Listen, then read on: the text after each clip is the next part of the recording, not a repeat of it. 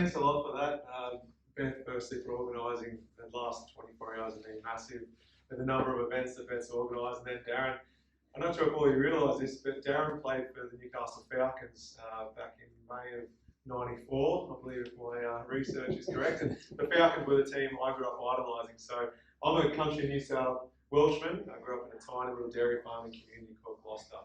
So back then there's a population of 2,500 people, and to this day it's still a population of 2,500 people. Mum and Dad are Sydney people originally. Dad grew up, went to University of New South Wales and got a commerce law degree. Mum went through university and actually became a nurse. And then upon graduating from university, Dad, the only job offer he got was in a little country town he'd never heard of, which back then was about a 5-hour drive due to the upgrade in roads. Now it's about 3.5 hours. But he went up to Gloucester without telling Mum, did the job interview, got offered the job, accepted it, went back to Sydney and then told my mum, said, Anne, next weekend we're going to go for a drive up to a country town. She just thought it was this romantic gesture. Instead, 5 hours later, upon pulling into this tiny little community, Dad said, oh, by the way, I've actually accepted a job. We're moving here. Now, she burst out into tears because she was adamant she was going to live and breathe Sydney for the rest of her life. But then Dad turned to her and said, I promise we'll be here for 5 years. We'll get ahead. I'll go back to Sydney, open a law firm. Mum and Dad end up having 5 kids in the next 6 years, so there's not a whole lot to go in Gloucester, I guess.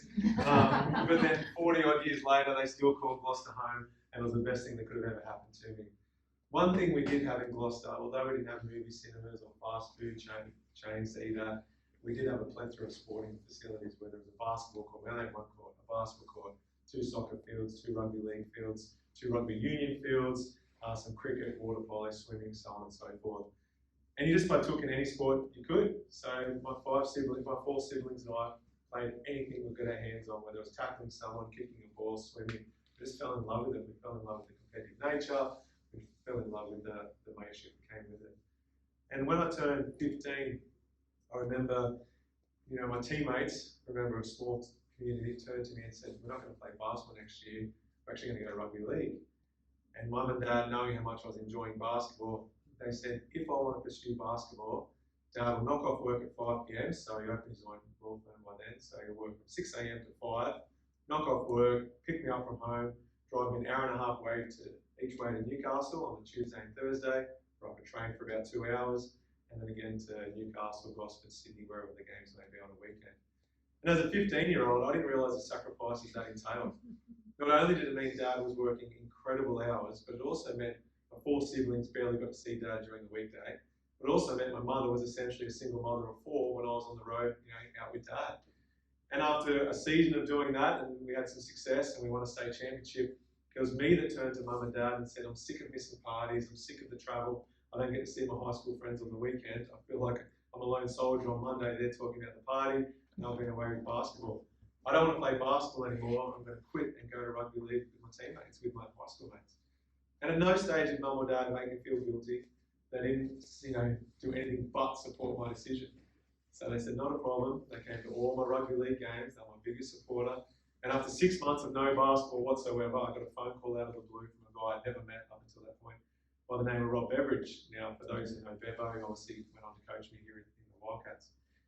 But I took this phone call, and Bevo said, if Mum or Dad were willing to drive me an hour to the local Raymond Terrace McDonald's, didn't have Macca's in Gloucester, so it was no brainer. Yep, we'll be there. He wanted to talk to me about the possibility of, earning a scholarship to the New South Wales Institute of Sport for basketball. And so Dad and I drove down, and I remember sitting across from this guy who literally looks like Ronald McDonald. Over a Happy Meal, he said, if I'm willing to quit basketball on the spot, he made me call my rugby league coach. Willing to quit rugby league, he made me call my coach. He'll give me a scholarship to the New South Wales Institute of Sport. And then he asked me a question, which was such a simple question, but no one had ever asked me that. If I could achieve anything in basketball, what would it be? And I don't know why I said it. Going back to the Barcelona Olympics, I can remember my eldest brother and I, we taped every single game the Boomers played and the Dream Team played. And then we replayed them over and over and over again on the old VHS. So in that moment, for whatever reason, I reflected on the Barcelona Olympics. I said to Bevo, if I could do anything in sport, it'd be an Olympian.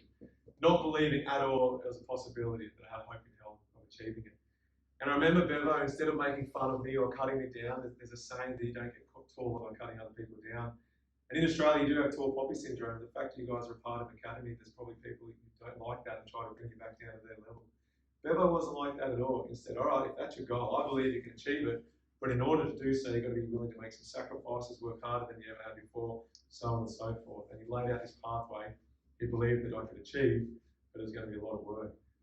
And up until that point, every time Dad used to drive into those training sessions in Newcastle or those games in Sydney, we had the old Toyota Tarago. We used to fold back the seats in the back, and I used to literally sleep the whole way to training, the whole way home. I'd just sleep in the back of the car. This was the first drive I can ever remember sitting up front with Dad after this meeting with Bevo. We just kind of went back and forth, just kind of eyes wide open, just starstruck about what we just heard. And we thought if even 50% of what he just said comes to fruition, it's worth it. And so we kind of made a pact that Dad's going to do all the work he needs to get me to and from training if I'm willing to make these sacrifices and not come home after a weekend and complain about missing a party like my high school mates had gone to. And after 12 months of doing that, playing for Newcastle in the junior league, through Bevo's guidance, I got a scholarship to the Australian Institute of Sport. And that's really where everything took off. So that moment with Bevo was my sliding doors moment. Had he never made the call, or had I never taken it, or Dad or Mum could have driven to Raymond Terrace, or had I decided to pursue rugby league instead of basketball, I never would have gone on to pursue basketball. And when I moved to Canberra, I was going into year 12. When I was going to Canberra, it meant I was leaving my 4 siblings, Mum and Dad, as a 17-year-old. And I remember how nervous I was when they dropped me off on day 1 and left me. And there was 12 of us on scholarship. 11 of us at that stage had either played for our state, and the majority of us had played for Australia at some stage. The one and only player who never even represented their state, and obviously not Australia, was Andrew Bogut. So Bogut was the worst player in that first year. And he's a Victorian boy. His parents escaped the war in Croatia and fled to Melbourne. Came out here with no money. Aaron Bruce was kind of the stud in Victoria at that stage, made every state team, he and Rex Carter. I remember Bruce, he turned to Bogues and said, were you surprised to get a scholarship? And Bogues was like, no. And we're like, who's this guy think he is, type of thing. And then 5 days later, we're doing a goal setting meeting, sitting around in a circle, where do you see yourself in 5 years? And one by one, guys are saying, I want to go to college in America, I want to play in the NBL, I want to play in Europe. And it got to Bogut, and at that stage, not one Australian was playing in the NBA. And Bogut, like I said, he'd been cut from every Victorian team, yet he said, when asked, where do you see yourself in 5 years? I'll be in the NBA. Follow-up question, how are you going to achieve that? And he said, Australian Institute of Sport, and I'm going to go to university in America, and then I'm going to go to the NBA. Fair enough, we moved on to the next player. Credit to Bogut though, he went from being our worst player on scholarship to our best, and that was purely through 2 things: determination and work ethic. Every single coach, every single teammate, every single parent, role model that had said, you're not good enough to make this team, and you're certainly not good enough to go and pursue bigger and better things through basketball. Instead of listening to that, which so often we do, especially when you're hearing it over and over and over again, he used it as motivation. He used it to train with a chip on his shoulder. He used it to play with a chip on his shoulder. Now, had he been accepted into all those teams, I don't think he would have been the player he is today. But instead, he became an absolute beast on the court to prove all of these people wrong. In his court that he owns a gym down in Melbourne. In his gym, you're welcome to go in there, and he's got all of his basketball jerseys framed and hanging up. And it means the world to him because it's not Victorian state team, it's not Australian national teams, it's Sandringham Sabres, it's club, B division. That means the world to him more than any other Golden State Warriors jersey or Australian Boomers jersey. And I've always respected that. Fast forward to the second year we're on scholarship at the AAS, and we go away with the Australian under-20s team, which Darren mentioned earlier, we won a gold medal at. And by that stage, Bogut had gone from being our worst player to our best player. We went away to Greece, won a World Under-20s Championship, and after the tournament, Bogut got announced MVP of that tournament. He then had a local team come to him and said, we'll give you $2 million to stay and play for our team here in Greece. So imagine being 19 years of age, you come from no money whatsoever, and you get offered a $2 million guarantee contract to stay and play in Greece professionally. Credit to him though, he said no to $2 million and instead went to the University of Utah where he didn't get paid a cent. And after 2 years there, he declared for the NBA draft, went number 1 in the pick, won a championship with the Golden State Warriors. He's made over $100 million and here I am today. So things went slightly different with our 2 players. But I've always loved Bogut's mental toughness because people will say you need to be driven, you need to be mentally tough to achieve it. It's easy to speak about it, it's another thing to do it. People growing up in regional areas or in country communities are always given an excuse not to excel or not to achieve their goals. They don't have the same facilities. It's hard. You don't have the same quality of competition. As far as I'm concerned, that's BS. The court is still the same length here as it is down in Perth. The ring is still the same height here as it is down in Perth. The basketball is still blown up the same pressure as it is in Perth. If you're willing to work your butt off, practice every single day outside of allocated team training times, everyone gets better during team training. You're supposed to be there. You're supposed to get better. It's the people who are willing to put in the hours outside of those allocated times that will truly go to the next level. And I think if you can make it out of regional areas and out of country, by the time you're matching up against these metropolitan kids, you're way more mentally tough. You're way more resilient, way more determined, because it was harder to get there. It's not impossible, but it is harder, and it makes it all that much more worthwhile once you achieve it. So after the AIS, I went over to, there's 12 of us, and Carlin Hughes is here as well. So Carlin went to the Australian Institute of Sport, and we work together now with the foundation. He went to St Mary's, which was a lot more successful, where Paddy Mills, Matthew Dellavedova, Daniel Kickett, those lads went. I went to another team in that conference called Leon American University. But I'll never forget the moment where I was at that AIS. Like I said, there was 12 of us on scholarship. We all lived in this little, you had your own room in this dormitory, and there was one common room. And one by one, each day would pass, and a new player would walk in and say to the common room, "Hey guys, just letting you know, I've accepted a scholarship to the University of Utah. Guys, I've accepted a scholarship to St Mary's University. Guys, I'm going to go professional." I just signed a contract with West Sydney Razorbacks. And there was a few of us left, and I was starting to get nervous. I was like, this could be the end of my basketball career. This is where it stops. Then one day I got home, and in my little pigeonhole in the mailbox, I had this DVD. And I went home and quickly threw it in my computer, and there was a recruitment DVD and a letter of offer from a university called Loyola Marymount. And I remember just this beautiful campus. I'd never heard of the school, but it was a D1 school in Los Angeles. I thought, yep, that's me, that's good enough. And I remember walking in, chest puffed out, feeling really good about myself, into this common room. So boys, just to let you know, I've been offered a scholarship to Loyola Marymount University in Los Angeles. I'm going to take it. And they were like, oh, good on you. Yeah, they offered every one of us a scholarship. But myself and Matty Knight took them up on it. And it was the best decision I ever made. It was 4 years, the most fun I've ever had. All those bad comedy movies you watch with the fraternities, the sororities, how big time basketball is there, the support you get from the university was just incredible. But more importantly, you grow as a person. There's currently over 300 Australians, men and women, playing Division I basketball, playing collegiate basketball in America. Scholarships paid for. You grow as a person, you cook, clean, come home with a scholarship, you come home with a degree. Not everyone can do that, so I encourage any of you, if you have any type of inkling to go and experience collegiate basketball, do it. If you don't like it, come back and pursue other dreams. But it's a hell of a way to live for 4 years, and Carlin can attest to that as well. Upon graduating from college in America, I remember getting a phone call from Rob Beveridge, the same guy I mentioned earlier. By then, he'd been offered his first ever contract being a coach for the West Sydney Razorbacks in the NBL. He offered myself and Matty Knight a contract. And at that stage, it was one of the best moments of my life. I remember seeing the contract signing on the dotted line. I think it was for minimum wage, but that didn't matter. I was like, that's it, I'm going to be a professional athlete. Matty signed, we sent them back, we called our parents, we're over the moon. So I flew home, moved to Sydney, and I remember going to weights. I'd lift as heavy as I could.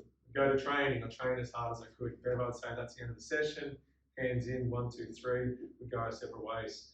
On a weekend, we'd try to win, we'd do all we could to try and win, but win or lose, we'd go as a team together. And after 18 months of doing that, I thought that's what it meant to be a professional athlete. I remember in 2008, I got an email from our then owner, we changed that name to the Sydney Spirit, from our then owner saying, I'm sick of losing money, I'm not paying you guys anymore, I'm handing the license back to the league. And we sat in the circle, just kind of like, what are we going to do? You know, we've got mortgages, rents, credit card bills, whatever it may be. Some guys had wives and kids. And so our 2 American imports, they boarded a plane, went back to America the next day.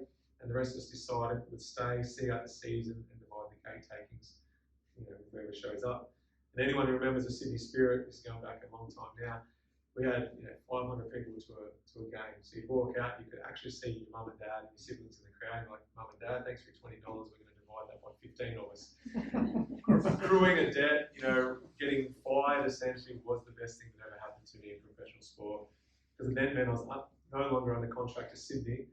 Bevo was no longer under contract as the head coach, and he got offered a job here down in Perth as the Wildcats head coach. And he brought myself and a few other guys out here.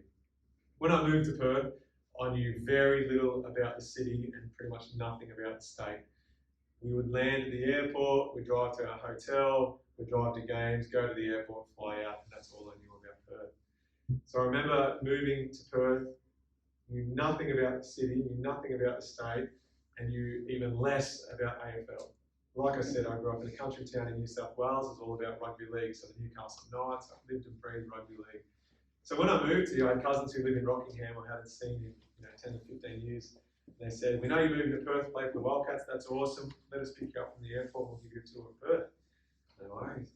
Coming down the escalator at Perth Airport, I see these three big burly boys with tattoos and beards, and this girl with blonde dreadlocks. And they said, Marto, we're your cousins, here's your Dockers jersey. Not a problem. So I flung this thing over my shoulder and off to give me a tour of Perth they went. And I remember 4 days later, I got asked if I could come in and do my first ever radio interview. And I was a nervous wreck because I'd never done media before. And in those 4 days I'd been in Perth, I realised life revolved around AFL, it seemed, in WA. All I read about in the newspaper was the West Coast Eagles or the Fremantle Dockers. All I saw in the news was those two teams, and all I heard on radio was about how both teams were doing. And so I called my cousin and gave me the Dockers jersey and said, in case they asked me about footy, good I say I go for again, Fremantle Dockers, not a problem. If they asked me about players, who should I say is my favourite player? And back then the best 2 players were Aaron Sandilands and Matthew Pavlich. Just say one of those guys, not a problem. So I'm in the studio in the CBD and he's asking about life in Sydney versus life in Perth, being a Sydney Spirit and then converting to the Wildcats, so on and so forth. And it's going well, but then the guy said to me, all right, you live in WA, who's your footy team? And I'm like, oh, Fremantle Dockers, I bleed purple. Oh, not a problem. Who's your favourite player? Matthew Sandilands. You can't I shared that story the other night. I've never lived it down. My cousins have never forgiven me and called me an idiot, so what a fool. But then moving to Perth, I realised how big time the Wildcats were and the respect they got not only in the city but throughout the state. And it was incredible. Not only was there a different level of expectation from the community, there was a different level of expectation that I never had put upon me when I was with the Razorbacks than what happens when you pull on the Wildcats jersey. Day one, we met our owner, Jack Bender, and he said, you've got to be number 1. I thought he was joking, like, no, you've got to be number one. And he means that not only on the court, but in the community. And so his ethos is win the championship and then be the best team in the community as well. And I remember going into training, day one, and I thought, all right, I'm joining a team that's made the finals for 20 odd consecutive years back then. I want to just do whatever Sean Reddish does. He was our best player. And I remember getting to weights and I thought I was early, he was already there. I lifted heavily, lifted hard. Get to training and I'm like, all right, whatever Sean does, I want to do it. Next thing, he's already on court for about 20 minutes before team training was scheduled to begin, working on his game. Then we get into team practice, hands in, 1, 2, 3. Normally when we go our own way, see Sean grab a basketball, put 45 minutes on the clock, and he goes and works on his game again. I'm like, better go do that. And Sean was a leader, not by what he said, but what he did. And it was incredible. He did that every single day. He lifted heavily, he trained hard, he worked on his individual game outside of training times. He'd then go and stretch, he'd then go do an ice bar, visualization, sports psychology, his nutrition was impeccable, he got enough sleep every single night. And he did it every single day of his career. Not just when the media came to watch training, not just after a loss, not just before finals, but every single day. And that's when I realised the difference between being professional. Professional means it's your profession, you get paid to do it, it's your job. Being elite means to do all those cliche 1%ers that Sean Reddish did every single day to get the utmost out of your natural ability. I guarantee you, if you outwork people who have more natural ability, you'll have a better career because they won't be willing to work that hard. And they have a ceiling that you can break through. And it's totally worth it. All those sacrifices I used to complain about as a 15-year-old, I don't regret one party I missed. I honestly don't regret it. At the time, I thought it was huge because when you're 15, 16, you miss a party, you hear all these stories, you're like, oh, it's not worth it. My sport's not worth the sacrifice. When you get older, you realise the achievements you're going to reach, the experiences you're going to live, are way more important than those sacrifices you might have made 14 through 17 through 18. Because when you get into that next environment where instead of people are trying to cut you down, you're actually there to say, how can I help? What's your goal? Let's go do it. And then you'll really thrive. So you're going through the hardest stage of your career right now in fasting is something like this. I know that might be weird to hear, but if you can implement some incredible day-to-day, work ethic, by the time you get to the fun stage stuff, it becomes really easy. Anyways, after joining the Wildcats, we had some success, and I was asked, fortunate enough to join the Australian team. And it's funny that the Australian team is where it goes to another level, and I was just kind of starstruck by my teammates. I've never really been in awe of my teammates until I got to join the likes of Paddy Mills, Della Vedova, and the things they're doing on a day-to-day basis and how they approach the game.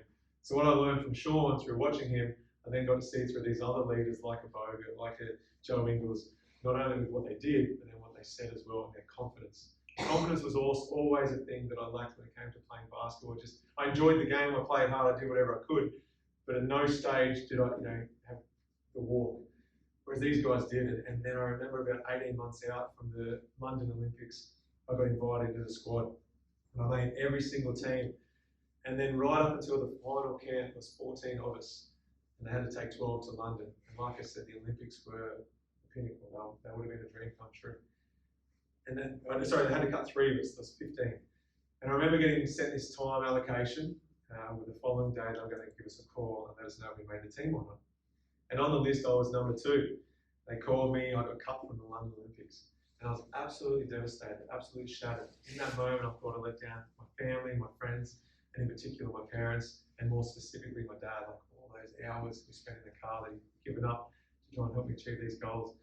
And not once did mum or dad or my siblings or my friends, call me a failure. Not once they say I let them down, but that's how I lived. And to be honest, for about 4 months was the Wildcats off season, so I didn't have that day-to-day routine, that day-to-day purpose. And for about 3, 4, 5 months, whatever it was, I lived like I had a hand directly in front of my face. And on that hand, it had words like failure, loser, no good at it, quit, all these things. And that's how I lived.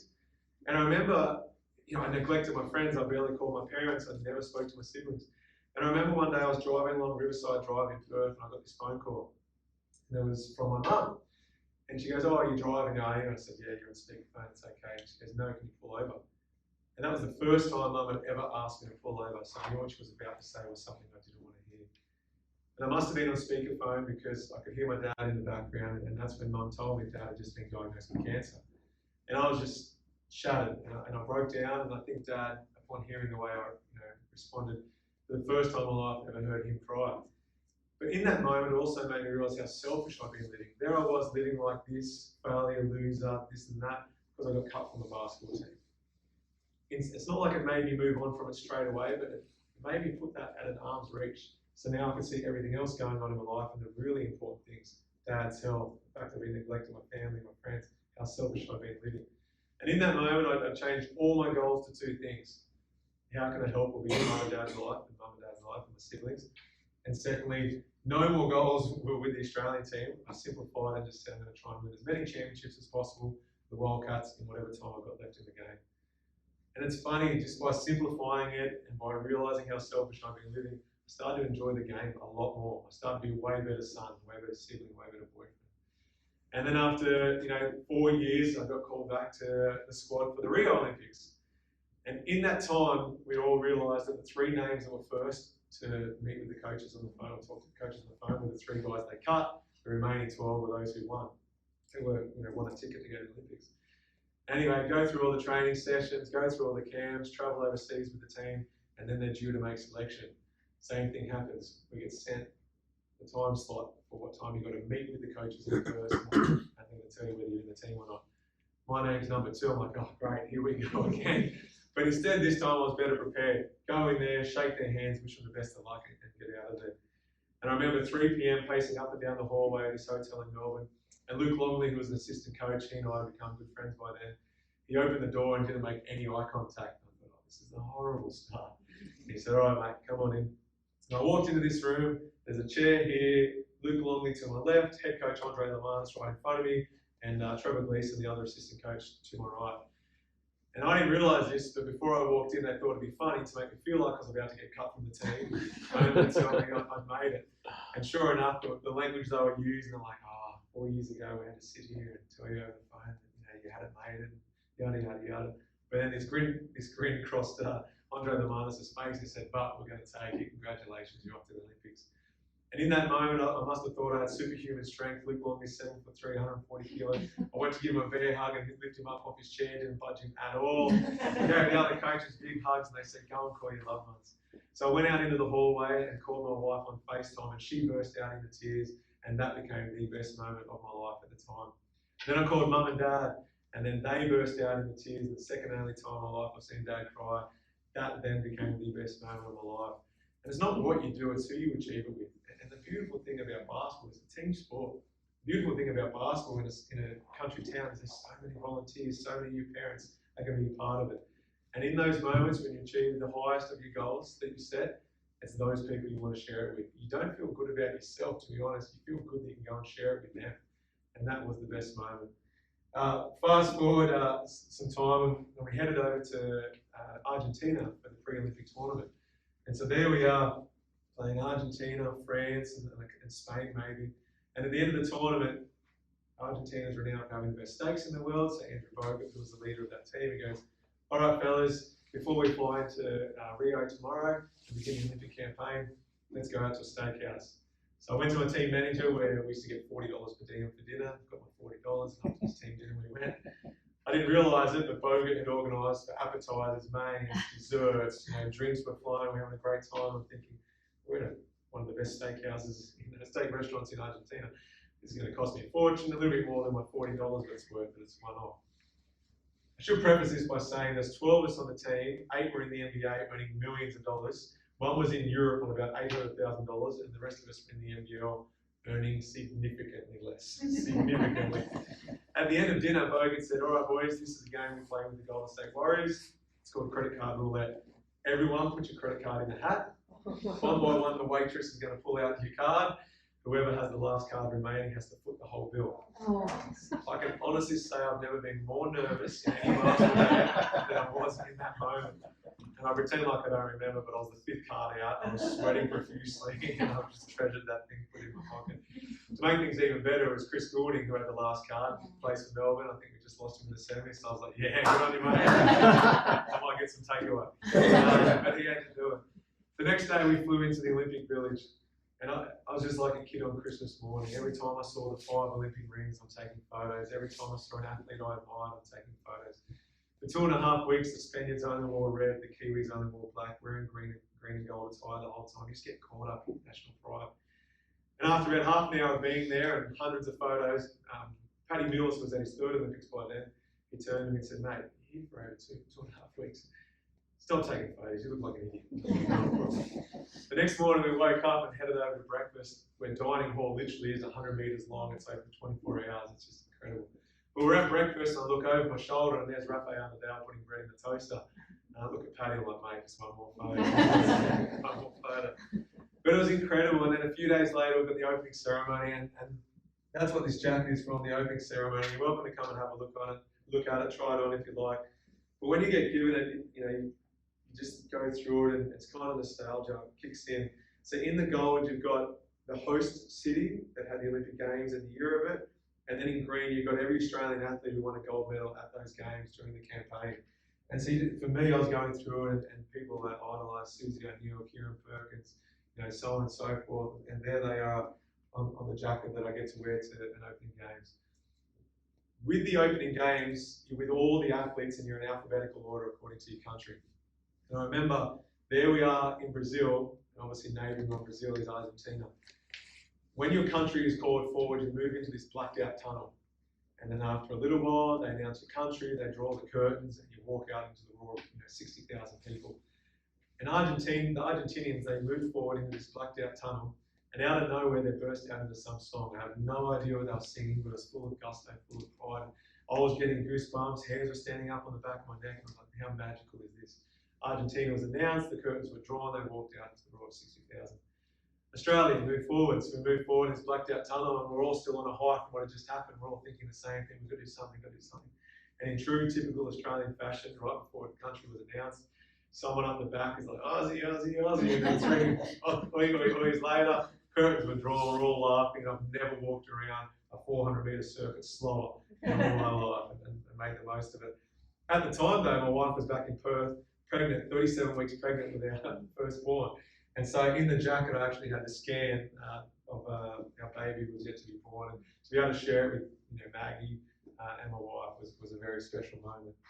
At the games though, there's so many memories from it. Unfortunately, the first memory that comes to mind was losing the bronze medal game on the buzzer. I'm biased, horrible foul called on Paddy. They make 2 free throws, we lose the game by 1. But at the end of it, it was a dream come true to be able to experience that. And there's someone, at the Olympics, as Matty Nielsen once told me years ago, you should play the game, play basketball, play sport in general for the 2 R's, rings and relationships. So try and win as many championship rings as possible. Hopefully you've got a bit of a competitive nature too. But more important than that is the relationships, the mateships you're going to develop. Go out of your way to get to know your teammate. It's so often that we only get to know them on the surface, and so little do we say, what is your goal? It took Bogut till he was 18 before someone said, what's your goal in 5 years? And one of the regrets I have, I didn't criticise him, I tried cutting him down. I may not have believed he's going to get to the NBA, but I should have said, fantastic, how can I help? Rarely do we ask, what do you want to achieve? And even better than that, following up with how can I help? Don't judge, help. Because like I said, it's not what you do, it's who you do it with. And I wish Bogut could say, I helped. I was a teammate, but I never went up to him and said, how can I help? With basketball now and coaching with the foundation and the people I get to meet, it's funny, I feel comfortable talking about basketball in any environment, in particular more so the coaching side of it, or the X's and O's, the values, the leadership, all those things. But now that I'm working in community, it's people don't care how much you know until they know how much you care. And that's the thing I'm taking from this transition from being a player at a level to now being a coach. And so with all the coaches, you may have every bit of terminology down pat, you might have the best offenses, the best defenses. It doesn't mean anything to your players until they know you genuinely care about them. And credit to Trevor Gleeson, credit to Rob Beveridge. They're high basketball IQ people, but they care. And that goes a lot further when you don't want to get out of the bed in the morning, when you've got Achilles tendonitis or busted teeth, whatever it may be. But doing it for the right reasons, because your teammates and your coaches have buy-in, makes it easier. Now, with that injury, I'll go through a few of the injuries I've had. You don't think about them until you retire and you see an article about it. I remember when I retired, one of the pictures I saw was just a full body shot and then arrows pointing to the different things I've done. So starting with my little toe, which is not the most respected injury, I get that. But I had turf toe, whatever it's called, so I was surgery 12 weeks out. So I've had 2 full Achilles reconstructions on my left Achilles, that's what put me in retirement. I torn right Achilles, that's why I missed the finals. A complete torn ACL, so a full knee reconstruction. Torn left MCL, I've broken my arm, I've had 4 shoulder surgeries. My fingers aren't normal, sorry if that grows something on my head. Broken just about all my fingers, broken my nose, obviously saw my teeth busted, and 4 broken wrists. Do I regret it? Absolutely not. Do you even think of the injuries? At the time, you might have 24 hours to be sorry for yourself, and then you think, okay, how can I get better?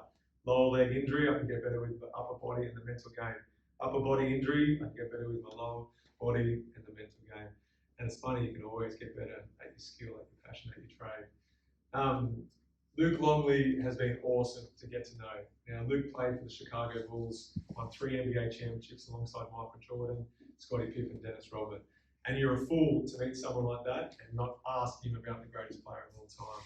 And it's funny hearing all the Michael Jordan stories and just how competitive it was and the level he took it to every single day. But in getting to know Luke, he started to feel pretty comfortable. And one of the things I loved about him is he always brings you back down to earth. So when I moved to Perth in 2009, I was injured, the boys were on the road, and Luke said, why don't you come around and we'll watch the Wildcats game on TV? And I'm like, yeah, of course, you don't say no to Luke Longley. And I remember showing up to his house in Fremantle, he opened the door, 7'3", 140 kilos, just wearing his board shorts, he just got out of the pool. And you go through his house and there's not one bit of Bulls memorabilia, not one bit of NBA memorabilia. And then over in the garage, I said, oh, what have you got in there? And he goes, oh, there's a basketball court and some gym equipment. I said, can I go and have a look? And sure enough, there's half a basketball court and gym equipment. But then in the far corner, there's this massive Harley Davidson customized for a 7'3", 140 kilo frame. And on it, it's got the Chicago Bulls logo. On the back, it had number 13, his playing number, Longley, and then that record, the year he bought it for himself, was 72-10. 72 wins, 10 losses. They won the championship that year. After winning the championship, he bought himself a customized Harley Davidson.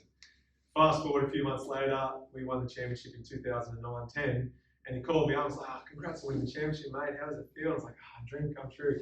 He goes, well, I bought myself a customized Harley Davidson when we won. I know how much you make. You're going to buy yourself a Vespa or a scooter or something. Got me good. Another story that gets passed down with the playing squad, with the Olympic team, goes back to the Beijing Olympics, and I shared this story last night. the boys were playing the US in the quarterfinals, so winning the advance the semi-finals, losing to go home.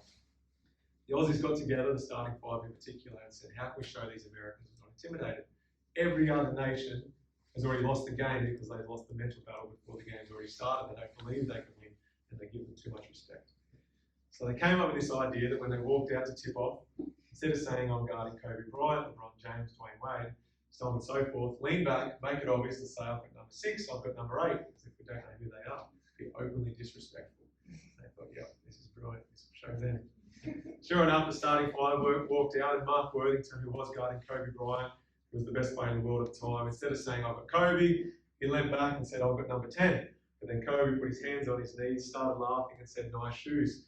Mark was wearing Kobe Bryant shoes, so that one certainly backfired. But it's all these stories that just make it worthwhile. It's all these experiences that make it worthwhile. It's the relationships that make it worthwhile, and even though you're going to have plenty of ups and downs, at the end of it all, you'll be like, I'm glad I did it. I've brought a few things along with me today. This is the Com Games gold medal, so it's awesome to be able to play on the Gold Coast, win a Commonwealth Games gold medal, and have my wife, mum, dad, and kids in the stand. When I went back to Gloucester after winning the medal, there's only 45 kids that go to my primary school, and so all of them were sitting on the step, and I asked for a volunteer to come and get it out of the box for me, and then pass it around. And this little kid in 2nd grade put his hand. I was like, "Come on down, mate." And he came out and he dropped it, so there's a few chips down there. Pass it around. Try not dropping it, but it was going to happen anywhere. I'm glad I was in Gloucester. Like I said, you're welcome to come and check out the jacket, and I'll just leave you with 1 or 2 things we did with the Wildcats. I just realised I didn't talk at all about culture, really. Culture is learned, I believe, but more importantly, it's implemented. Sean Redditch had an incredible work ethic because myself, Matty, Jesse Wagstaff started doing it. It became the norm. So 4 of us were doing it, 2 more jumped on board, and then another 2 more. So now that's become the norm. If you go to a Wildcats workout right now, I guarantee you every single player will stay after training, not because it's compulsory, it's just the culture of the club now. And if you don't, you get called out at some stage because the buy-in's not there. And you may be called out verbally, you may be called out in the form of you're not going to play minutes or you're not going to have your contract renewed, because no player is bigger than the club. One of the first things we do as a playing group is we get together, players only, sit around the table, and we go through who we see ourselves as, the values we want to instill. And last season, for example, the 3 values we had were brotherhood, commitment, relentless. Under those 3 words, we came up with non-negotiable behaviours, dive on loose balls, run to the bench when you're subbed out, so on and so forth. More important than all those words on a piece of paper is holding people accountable. And Bryce Cotton's the best player in the league. He has been since he joined the team. Reece Vague, when Bryce first joined, was our youngest player on the team. Reece is a Perth boy, and he idolised Bryce. And on his phone, he used to have Roger Federer as his backdrop. And then one day, I was on the next to boarding a plane next to Reece, and someone called him, and up popped a photo of Bryce. I'm like, mate, is Bryce the photo of your backdrop on your phone? He's like, yeah, I love him. And I'm like, that is awesome. But at this meeting, when we say you've got to hold each other accountable, if Bryce took a shortcut during training and Reece didn't call him out, we would go a lot harder at Reece than we would at Bryce. Because the cliche is the behaviours you accept, the behaviours you ignore are the behaviours you accept. And you can't take shortcuts en route to success. And so it may be hard. It may be times where you hate having to call someone out. Now, it doesn't have to be in a public forum. It might be one-on-one when the time is better. But you can't take shortcuts. I wish you could. You might be able to get away with it for a long time, but you're going to get to a certain level. We're going to play alongside certain people with different goals, and you get called out and you fall away by the side.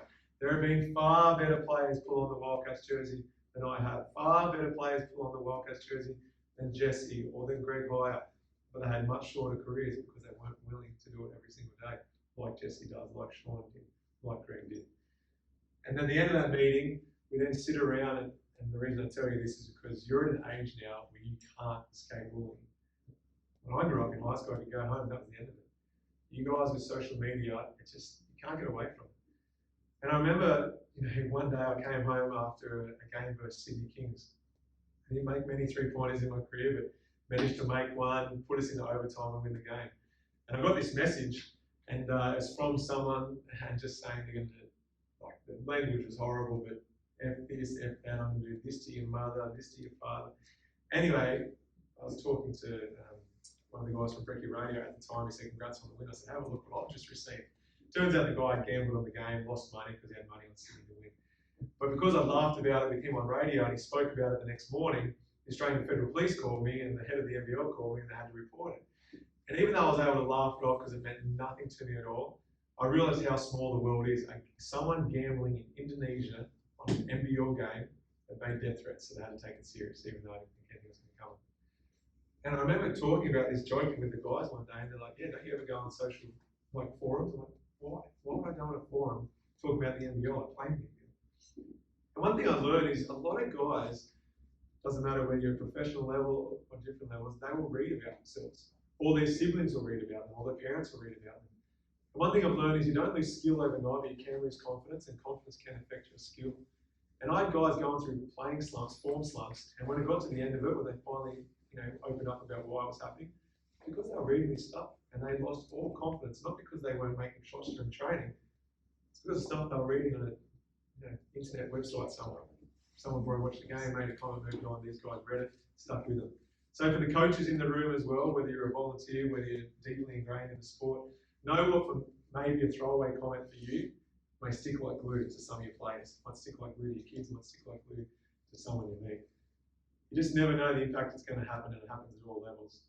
If you're someone that's a keyboard warrior, gets on there and just bags out someone, whether it's about sport, whether it's about their looks, whether it's about their, their appearance, whatever it might be, don't it. It's not worth it. I've seen the impact it has with 30-year-old men. I've seen the impact it has with 12-year-old kids. It's just not worth it. And funnily enough, we actually finish our team meeting saying, stay off it. You're never as good as someone says you are after a win. You're never as bad as they say you are after a loss. More importantly, their voices don't matter. The voices that matter are the 12 in this room. We're going to win a championship. We're going to do it together. And so I'll leave you with that, because who you play alongside, how much energy you're willing to put into them, is how much they'll give back and help you. I'm happy to answer any questions whatsoever about the Wildcats, the Boomers, whatever it may be. Otherwise, like I said, you're welcome to come and check any of this gear out.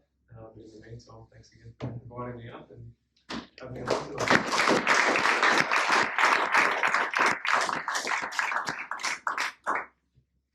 Any questions I can answer for anything away? So, apart from Brian Conklin that rearranged the jaw, who's the worst player you played against? As in, didn't like in terms of nasty, you didn't like, didn't respect? There's some cheap players. Yeah. What's his name?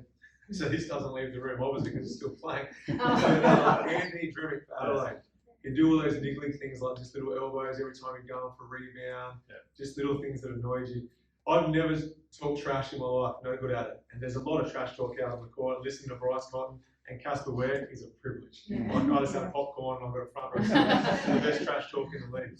And anyway, I can remember hearing those two go at it. And the next, I don't know, maybe they rattled me up. Just, that's pretty cool, like whatever.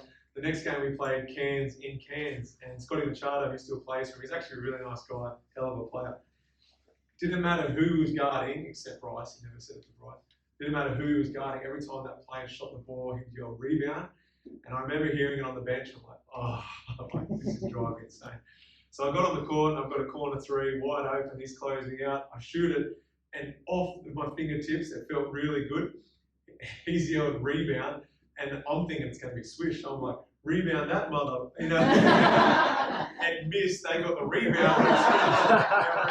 Never again on the top track. This has backfired horribly. So there's some guys that just do niggling stuff, but at the end of the day, people do stuff to get themselves going. Yeah. Michael Jordan used to make up stories against opposition to get himself going. Bryce Cotton, he's the best player in the league. He has more pressure on him than anyone else because he's playing in the highest pressured club and he's got the highest individual expectations. Before a game, he watches comedy. He'll watch stand-up comedy on his iPad, because that's his way of leveling himself before he goes out there and competes at the highest level. So it's funny what people will do to get themselves going every single game. And I love watching it because what works for one person may not work for the other. I remember talking to Jermaine Bill. There's an import we had, grand final MVP, won us a championship, and we had James Ennis and Jimmy got in foul trouble during the best of 3 series. And I remember the second year after we won the championship, Jermaine was going through a form slump, we were losing, and it just didn't seem to affect him. After a loss, we're livid, we're upset, we want to wait to get out on the court again to, try and rectify the problem. We see like water off a duck's back to him, and I remember we got back to Perth after losing 3 games in a row. He wasn't playing that well, but it wasn't about his performances, it was about his body language. I said, let's go for a coffee. And so we went for a coffee, and it was literally 45 minutes of in one ear, out the other. I was talking about championships, how good it feels, your teammates, yada, yada, yada. And then, as a throwaway comment, realising nothing was sticking, I just said, and if you win a championship, you can ask for an extra 30K next year. And he literally sat up in his seat and said, now you're speaking my language. And in that moment, I realised I'd been wrong all along because I just assumed everyone played the game to win championships. And I think to an extent, that should be a huge part of it. But you don't grow up in America hoping to win a championship for a city you've never heard of, in a country you've never been to. So who was I to say you should be motivated to win a championship? I then realised that play to people's motivations, provided it's not going to derail the team from its overall goal. Now, team goal is always going to win a championship. Me playing to Jermaine's ego and more so to his wallet, if it makes him play better in that team sense and helps us win a championship, I'll play to it. So get to know what motivates each other. Guys love the social media, being in the newspapers, play to it, provided it doesn't derail the team from its overall goals. So you see the good, the bad, and the ugly, and it comes in all shapes and forms, but you can make it work. You're on the same page. Did you give Jermaine his nickname then? Dollar. Well, I should have known to play to his money. He came out with the nickname Dollar Bill. Yeah, I remember one game they literally had dollar bills fall from the rafters. I think he dropped 40 points. I'm like, play to it. But yeah, get to know your teammates. Know that everyone's going to go through highs and lows. Don't be afraid to ask, are you okay? What are your goals? How can I help? 3 very, very simple sentences we refuse to ask. Any other questions? Well, you mentioned it outside when we were talking. How hard is it for you right now to watch what the Wildcats are doing? The day-to-day stuff I don't miss, and this sounds weird, but I got so used to living in pain, I just assumed that's how I was going to spend the rest of my life. Whereas now I'm waking up and I'm like, oh, I have no pain, is incredible. So I don't miss day-to-day training. I can jump on a trampoline with my kids. It sounds weird, but I didn't think I'd ever be able to do that with my 2 daughters. But if I could play the last 3 minutes of every game and finals, I'd be a very happy man. I certainly wouldn't help the team win, right? We played one-on-one the other day, Carl and I. We sweated walking to the courts, and I was in pain for 3 days afterwards. So I don't kid myself, there's no way I could be out there at that level anymore. But I still love it, still miss it, and wish I could be out there late game and finals. They're the most special moments, that's for sure. So now Bryce is out for the rest of the year. You're not going to put your hand up? I had a journo call me and asked if I would, and as a radio star, so I was doing a live interview on radio about 2 days ago, and I'm walking along Kenning Highway with my wife to go get a coffee. And he goes, what's all that noise? And I was like, oh, I'm walking along Kenning Highway, there's some cars. And he goes, no, the other thing, I was like, that's me breathing heavily. I said, I'm at a brisk stroll. And I was like, no, 1, I wouldn't be able to qualify in time to go out and play 7 games during the regular season, and 2, I was not up to that level anymore. Actually, I mentioned trash talk before. One of the funniest things, it's just very minor, but Luke Longley was at a game, we're playing for Australia, warming up against Argentina, I think in Melbourne. And he was just walking across the court. I made a 3-pointer, and I looked at him, and he pretended he didn't see it, and I made another, this was warm up, made another 3-pointer, I looked at him and goes, stop it, mate, even a broken clock is right twice a day.